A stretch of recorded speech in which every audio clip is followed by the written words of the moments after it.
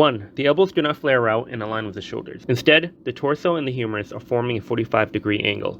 2. Make sure to keep your wrist straight. There's a tendency in the fitness community to allow the wrist to extend. This is bad for your wrist. 3. Avoid hyperextending your lower back. This is a common compensation or cheating pattern that trainees make to attempt to reduce the range of motion in this exercise.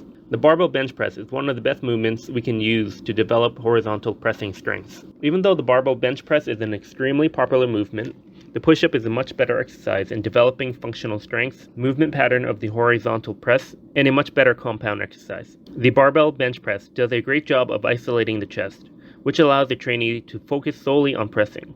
This is useful in developing strength and hypertrophy. Before starting, remember to set the safety bars to a height where if you fail, the safety bars will catch the barbell. In this variation, we are only lowering the elbows to the torso height, so having the safety bars catch the barbell right above the chest is a good height. Why are we stopping short from touching the barbell to the chest? When the elbows drop past the torso, the pectorals are no longer the primary mover of the lift. In this position, the anterior deltoids, a much smaller muscle group, become the primary mover. This muscle is much smaller than the pectorals, which will cause you to fatigue much faster. In this situation, the capacity you are working your pectorals are attenuated by the work capacity of the anterior deltoids. Laying on the bench, you want the barbell to be approximately over your mouth and chin before lifting the barbell. Your hand should be a whole hand size wider than your shoulder width apart when holding the barbell. Take a look at the barbell and pay close attention to the landmarks on the bar, where it goes from being smooth to rough. These marks are there to assist you in keeping an equal distance for both hands. Be cautious on the initial lift where you unrack the weight. Make sure to keep your wrist straight. There is a tendency in the fitness community to allow the wrist to extend. This is bad for your wrist. Be cautious up until where you bring the bar from the unracking position to starting position. Starting position is where the barbell is over your shoulders. Remember, your hands are positioned a little wider than shoulder width apart. This may feel odd at the starting position, but the goal is when you lower the barbell, the wrists are aligned over the elbows. From the starting position, slowly lower the barbell so that the bar moves from being over your shoulders to over your sternum. The barbell moves towards your feet as you lower the weight towards your chest. If you keep the barbell in line with the shoulders as you lower the weight, the elbow shifts laterally. The elbows should not flare out and align with the shoulders if viewed from the side view.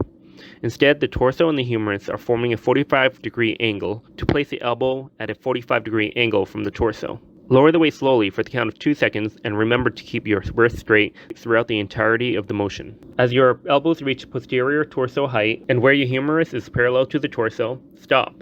Hold this position for a second. Take a mental check on whether or not your elbows are flaring out, if the barbell is over your sternum, and if your lower back is hyperextending.